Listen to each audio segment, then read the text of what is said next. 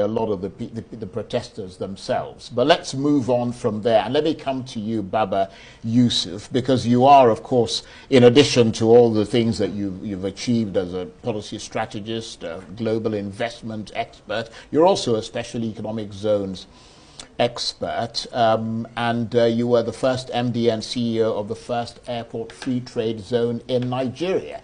So having made that, let's turn to that still percolating story of the seizure of Nigerian planes by a Chinese company known as Zhongshan. Beyond the 3 presidential jets that were seized by the company in France, I think they returned one of them, we understand that they've seized another Nigerian plane in Quebec, Canada. So this story isn't going away, is it? It's not, and from what we are hearing, by the way, for the records also, I'm a member of the World Free Trade Organization, so we have access to get other additional information, including for government to take. They are going after other assets in other jurisdictions, and that's a fact. Now, coming back to this issue, we discussed it earlier on why and how we are where we are today.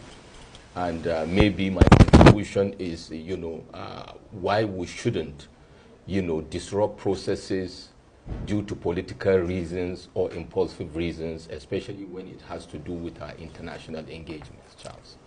The Minister of Investment and Trade, stated during her performance, review for 1 year that President Tinubu has secured over $30 billion investment commitments.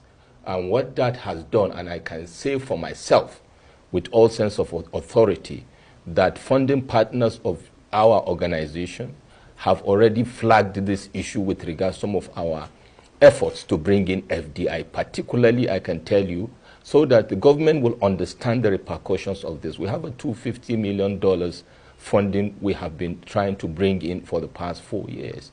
Now, the Dangote debacle and this has raised questions by the funding partners to send emails to us and have engagement to say what is going on.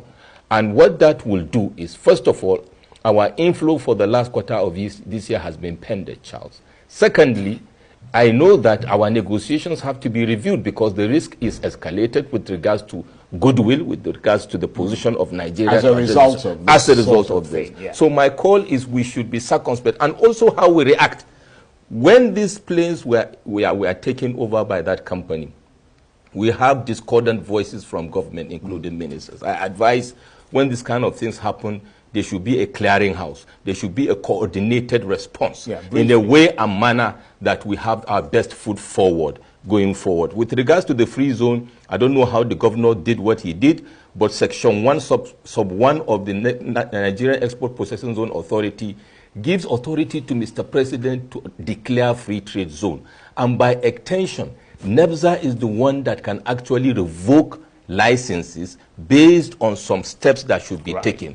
And in line with our local laws should supersede even what you call the bilateral agreements we have with Chinese. But whatever it is, like I said, exit clauses are critical and penalty clauses are critical. With regards to litigation, I understand there were 2 times Nigeria was not represented in court, which is a very sad development with regards to how we are able to follow our litigations. Indeed, and we appreciate your, obviously, expertise in this direction.